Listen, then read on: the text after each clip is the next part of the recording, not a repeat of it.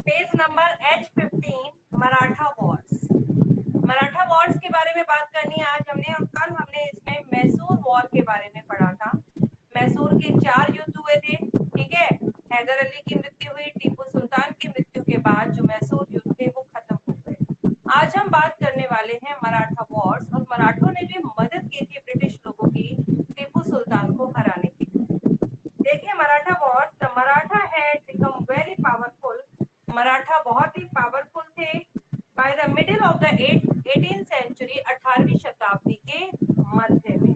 18वीं शताब्दी का मध्य मीन जब 1700 ईयर आया, मीन 17वीं शताब्दी खत्म और 1701 से 18वीं शताब्दी स्टार्ट हो गई। और ये middle of the 18th century कह रहे हैं तो मीन लगभग 1750 के आसपास की बात है ये।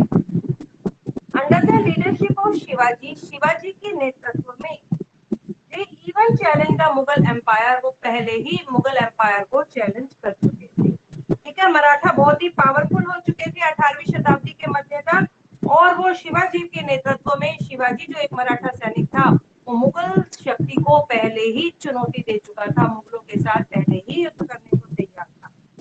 But they received a setback, लेकिन उन्हें नाकामयाबी मिली। सेटबैक मतलब नाकामयाब हो गए वो। When they were defeated by the Afghan ruler, जब वो अफगान रूलर अहमद शाह अब्दाली के द्वारा हारे गए third battle of Panipat, Panipat के तीसरे युद्ध में 1761, ठीक है। मुगल बादशाह जो था अहमद शाह, अफगान शासक जो था अहमद शाह अब्दाली के साथ जब उनका युद्ध हुआ पानीपत में, उस वक्त में ये हार गए थे। At that time there were the 4 centers of the Maratha power. उस समय मराठों की पावर के 4 सेंटर थे, 4 मुख्य केंद्र थे मराठों के। Gujarat was under the Gaekwad, Gujarat जो था गायकवाड़ के अंडर में था, गायकवाड़ उसके शासक थे। रूल्ड फ्रॉम बड़ौदा, जो कि बड़ौदा से शासन करते थे, गायकवाड़ के हाथों में था, ठीक है। भोसले रूल्ड फ्रॉम नागपुर, भोसले जो थे वो नागपुर से शासन कर रहे थे। किसका माइक ऑन है ये? नितेश माइक बंद करो। भोसले जो थे नागपुर से शासन कर रहे थे। A part of Malwa was under the Holkar, और मालवा का जो पार्ट था वो होलकर के अंडर था। वो रूल्ड फ्रॉम इंदौर, जो कि वहां इंदौर से शासन करते थे। And the rest was under the Scindias, who ruled from Gwalior, और बाकी का जो बचा हुआ पार्ट था वो सिंधी लोगों के पास में था, जो कि ग्वालियर से वहां पर शासन करते थे। The Peshwa was the head of Maratha Confederacy. Confederacy का मतलब होता है संघ, ठीक है, मराठा संघ। The Peshwa was the head of the Maratha संघ, पेशवा जो था वो मराठा संघ के हेड थे, उनके लीडर थे। The British fought against the Raghunath Rao for Peshwa's shape, where the rest of the Maratha under the leadership of Nana Fadnavis fought Madhav Rao II. कह रहे हैं the British fought again ageing, British ने ageing, ageing मतलब जो बुजुर्ग थे, बुजुर्ग रघुनाथ राव थे, उनकी मदद की, उनको सपोर्ट किया। किसके लिए? फॉर पेशवाशिप, ताकि वो जो पेशवा का पद प्राप्त कर सके। मतलब अब वो मराठों पर अपना राज करना चाहते थे। मराठों का जैसे राजा होता है ना, ऐसे मराठों में पेशवा थे। पेशवा का पद प्राप्त करने के लिए उन्होंने रघुनाथ राव से मदद ली अंडर द लीडरशिप ऑफ नाना, बल्कि जो बाकी के जो मराठा थे, रेस्ट ऑफ द मराठा, लेकिन जो बाकी के मराठा थे under the leadership of Nana Phadnavis, जो कि नाना फडणवीस के नेतृत्व में उन्होंने माधव राव को सपोर्ट किया। एज अ रिजल्ट, जिसके परिणाम स्वरूप क्या हुआ? फर्स्ट एंग्लो मराठा वॉर, पहला मराठा युद्ध शुरू हो गया। तो between place took place between these two side, इन दोनों साइड के बीच में। 3 Anglo Maratha wars were fought, 3 Maratha युद्ध टोटल लड़े गए 1775 से लेकर 1818 के बीच में। The third Anglo Maratha war, जो तीसरा मराठा वॉर हुआ था, completely destroy the Maratha power, उसने मराठों की पावर को पूरी तरीके से खत्म कर दिया। टोटल 3 युद्ध हुए, पहले युद्ध में मराठा लड़खड़ाए, दूसरे में, लेकिन तीसरे में उनकी पावर पूरी तरीके से क्रश हो गई। The post of the Peshwa, जो पेशवा का पद था, जो पेशवा की पोस्ट थी, वॉज एबॉलिश्ड, उसे खत्म कर दिया गया, कोई पेशवा नहीं रहा। And the large part of the Maratha, और मराठों का जो एक बहुत बड़ा भाग था मराठा किंगडम का, large part of the Maratha kingdom were taken over by the British, वो ब्रिटिश के द्वारा कब्जे में ले लिया गया। अब आप देखिए ब्रिटिश की नीति को देखिए कि ब्रिटिश एक एक कर सब पर कब्जा करने चाहते हैं। जब हैदर अली पर आक्रमण की बात थी तो उन्होंने क्या किया, मराठों को अपनी तरफ ले लिया। जब वो पोर्शन उनके हाथों में आ गया, ठीक है, कौन सा, मैसूर का वॉर हुए थे, जब मैसूर के वॉर के बाद पूरा मैसूर उनके अंडर में आ गया, अब वो मराठों की तरफ बढ़ने लगे। जबकि मराठों के साथ तो उन्होंने संधि की थी, फ्रेंडशिप की थी, लेकिन अब वो मराठा का क्षेत्र भी चाहते थे, कोई ना कोई नीति लेकर वो पूरे के पूरे भारत पर अपना कब्जा जमाना चाहते थे। ठीक है, तो इसलिए उन्होंने पेशवा की पोस्ट को एबॉलिश कर दिया थर्ड मराठा वॉर के बाद। और the Maratha head were not allowed to keep the army, और जो मराठा का हेड था उसे ये अलाउ नहीं किया गया कि वो कोई भी सेना रखे, सेना नहीं रख सकता था। ठीक है, पेज पलटिए, page number H16। Second phase of the growth and the expansion of the British rule in India was different from the first phase in many ways। कह रहे ये जो दूसरा चरण है किसका, growth and the expansion of the British rule, British साम्राज्य की बढ़ने का और उसके विस्तार का जो पहला चरण था, वो दूसरा चरण उससे बिल्कुल डिफरेंट था। दो पार्ट डिवाइड कर दिए। देखिए फर्स्ट बात कर रहे हैं 1805 से 1856 तक। 1805 से 1856 तक ब्रिटिश ने क्या क्या नीति अपनाई कि वो ज्यादा से ज्यादा भारत के एरिया को अपने कंट्रोल में कर ले। देखिए सिर्फ एक बंगाल था, बंगाल के बाद उन्होंने मैसूर, मैसूर से अब मराठा, धीरे धीरे वो अपनी पावर को बढ़ा रहे थे। The old kingdom had lost their importance, जो पुराने साम्राज्य थे वो अपनी इंपॉर्टेंस को खोते चले जा रहे थे। The second phase saw the rise of Sikh, अब दूसरे में क्या आए, सिख आ गए। सेकंड फेज में, दूसरे चरण में the British defeated the Sikh in 1848, और ब्रिटिश ने सिख लोगों को भी हरा दिया 1848 में। And annexed Punjab in the British empire, annex मतलब हथिया लिया, और उन्होंने पंजाब भी हथिया लिया ब्रिटिश पावर ने, ब्रिटिश शक्ति ने। इन 1849, क्योंकि जो सिखों के राजा थे महाराजा रणजीत सिंह, महाराजा रणजीत सिंह की जब मृत्यु हो गई उसके बाद में उन्होंने धीरे धीरे कर पूरे पंजाब साम्राज्य को अपने राज्य में मिला दिया। The British now had design on territory beyond India such as Afghanistan, Nepal and Burma। कह रहे ब्रिटिश now had design, अब ब्रिटिश लोग कल्पना कर रहे थे, सोच रहे थे ऑन टेरिटरीज की वो उन क्षेत्रों पर अधिकार करें बियॉन्ड इंडिया, जो भारत से भी पार है। मतलब अब उनकी ख्वाहिश और बढ़ती चली जा रही थी। ठीक है, उनकी पावर बढ़ती चली जा रही थी, उनमें साहस बढ़ता चला जा रहा था। वो चाहते थे अफगानिस्तान, नेपाल और बर्मा तक अपने देश का हम शासन फैलाएं। The British devised various pretexts to annex more and more territories। इसके लिए ब्रिटिश लोगों ने कई बहाने बनाए, प्रिटेक्स होते हैं बहाने, वेरियस प्रिटेक्स, ब्रिटिश लोगों ने कई विभिन्न तरीके के बहाने बनाए एनेक्स, हथियाने के लिए, मोर एंड मोर टेरिटरी, ज्यादा से ज्यादा क्षेत्रों को। इन विच डेहलोजी डॉक्ट्राइन वाज लैप्स, जिसमें डेहलोजी की डॉक्ट्राइन ऑफ लैप्स की नीति भी है, लैप्स की नीति है इसमें, वाज मोस्ट रिमार्केबल, वो बहुत ही इंपॉर्टेंट है। बेटा डॉक्ट्राइन ऑफ लैप्स में क्या हुआ, लॉर्ड डेहलोजी ने डॉक्ट्राइन ऑफ लैप्स चलाया था। मीन्स यदि कोई राजा मर जाता है और उसकी अपनी कोई संतान नहीं, तो उसके पूरे के पूरे राज्य को ब्रिटिश राज्य के कंट्रोल में ले लिया जाएगा। ये किस प्रकार की नीति थी जिससे बहुत सारे राज्यों को नुकसान हुआ, उसके बारे में हम अभी पढ़ेंगे। अब आप देखिए मैप दे रखा है इंडिया इन 1765।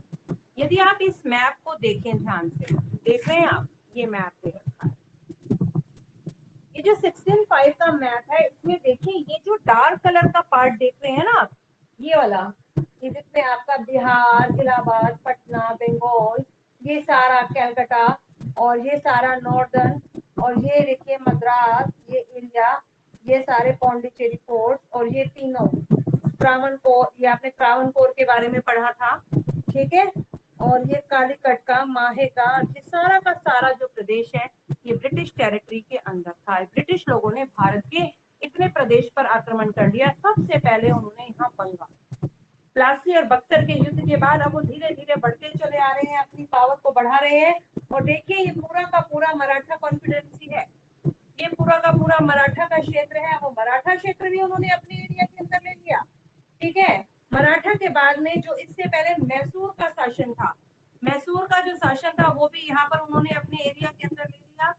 और ये अब मराठा भी, मराठा का निजाम का ये पूरा का पूरा एरिया धीरे धीरे ये अपने अंडर लेते चले जा रहे हैं। इनकी पावर बढ़ती जा रही है। लेकिन 1765 ईस्वी में भारत ऐसा था, सिर्फ यहाँ पर बंगाल पर शासन था, क्योंकि 1764 में जब बक्सर का युद्ध हुआ उस वक्त बंगाल पर उनका शासन था और कुछ पार्ट उनके पास यहाँ मैद्रास में था।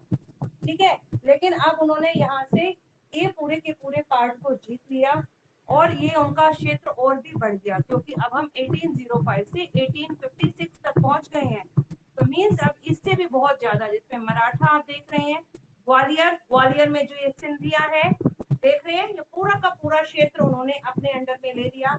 ये पेशवा, पेशवा का पद समाप्त कर दिया गया, यहाँ पर भी वो अपने अंडर में उन्होंने ले लिया। मराठों का तो पूरा क्षेत्र ले ही चुके थे। इस तरीके से भारत के एक बहुत बड़े पार्ट को वो अपने अंडर लेते चले गए। आगे देखिए the Sikh war. Sikh war, जो सिखों के युद्ध हुए वो देखिए। ड्यूरिंग द डेज ऑफ बंदा बहादुर के शासन काल में Punjab was divided into 12 small Sikh kingdom known as Misl. Punjab जो है छोटे छोटे 12 सिख साम्राज्यों की पार्ट में डिवाइड था। जो सिख साम्राज्य था वो छोटे छोटे 12 भागों में बटा था और उसके भाग को हम मिस्र कहते थे। जैसे कि अब हमारा इंडिया, हमारा जो इंडिया है वो स्टेट में डिवाइड है ना, स्टेट में डिवाइड है। ऐसे जो पंजाब साम्राज्य था उसके छोटे छोटे 12 भाग किए गए और उस भाग को मिस्र कहा जाता था। इन 1802 1802 ईस्वी में Ranjit Singh made himself the chief of Amritsar. Raja Ranjit Singh जो थे, रंजीत सिंह ने अपने आप को अमृतसर का चीफ, अमृतसर का मुखिया घोषित कर दिया। By 1806 1806 तक Ranjit Singh emerged as the most powerful ruler of Punjab। वो पंजाब के एक बहुत शक्तिशाली राजा बन चुके थे।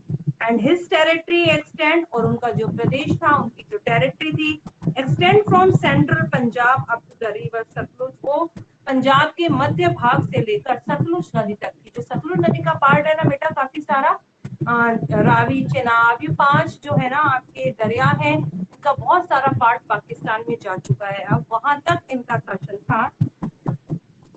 महाराजा Ranjit Singh intentionally avoided confrontation with the British। महाराजा रंजीत सिंह ने intentionally मतलब जानते थे, जानबूझकर अवॉइड कर दिया, उन्होंने जानबूझकर अवॉइड किया confrontation with the British, British लोगों के साथ संघर्ष को, and try to consolidate his power। वो ब्रिटिश लोगों को जानबूझकर इग्नोर कर रहे थे और अपनी पावर को मजबूत बनाने की कोशिश में आगे बढ़ रहे थे।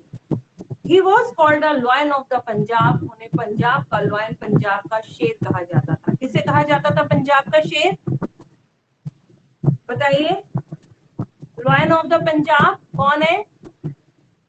एनीवन? किसको नाम दिया गया लॉयन ऑफ पंजाब? सौरभ, मेरी आवाज किस तक आ रही है भाई? मेरी आवाज सुनाई दे रही है आपको? महाराजा रंजीत सिंह, महाराजा रंजीत सिंह को कहा गया लॉयन ऑफ पंजाब। और शेर मैसूर की उपाधि किसे दी गई थी? मैसूर का शेर वो कौन था? टीपू सुल्तान। टीपू सुल्तान, ठीक है। शेर मैसूर और lion of Punjab Raja Ranjit Singh. After the death of Ranjit Singh की मृत्यु के बाद इन 1839, जब 1839 ईस्वी में रंजीत सिंह की मृत्यु हो गई, उसके बाद जो है ना पंजाब धीरे धीरे थोड़ा कमजोर होता चला गया, वहां पर विद्रोह होने लगे और धीरे धीरे अगले 10 सालों में, मतलब 1839 से 1849 तक के बीच में पंजाब जो है पूरी तरह ब्रिटिश लोगों के हाथों में आ गया। 1849 में पूरा का पूरा कब्जा कर दिया था पंजाब पर।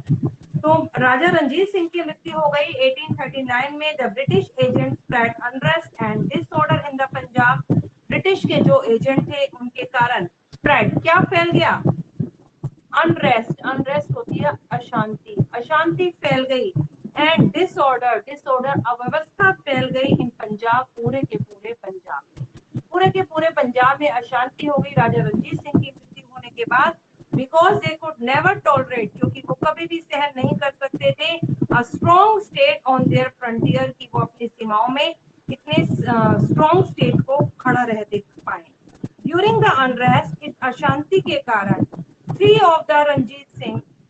ऑफ द रंजीत सिंह, राजा रंजीत सिंह के जो 3 बेटे थे, were killed one after another, एक के बाद एक उनकी हत्या कर दी गई। बहुत लोगों को मारा ब्रिटिश ने, चारों तरफ खून खराबा था। अब वो खून खराबे पर आ गए, ठीक है, गोलियां चलाना उनके लिए कोई आसान बात नहीं थी। सिर्फ एक व्यापारी बनकर आए और इंडिया के मालिक बनकर बैठ गए, ठीक है। अब राजा रणजीत सिंह के भी 3 बेटों को उन्होंने मार दिया। अल्टीमेटली का मतलब होता है वास्तव में। द यंगेस्ट सन, यंगेस्ट मतलब जो सबसे छोटा बेटा था, दलीप सिंह, जो राजा का दलीप सिंह बेटा था, was put on the throne, वो सिंहासन पर बैठा। 3 बेटे तो मार दिए राजा रणजीत सिंह के, लेकिन जो सबसे छोटा बेटा था वो सिंहासन पर बिठाया गया। सिंस ही वॉज माइनर, क्योंकि वो अल्पसंख्यक था, अभी उम्र में बहुत छोटा था वो, ठीक है, अभी वो वयस्क नहीं हो पाया था, अडल्ट नहीं बना था।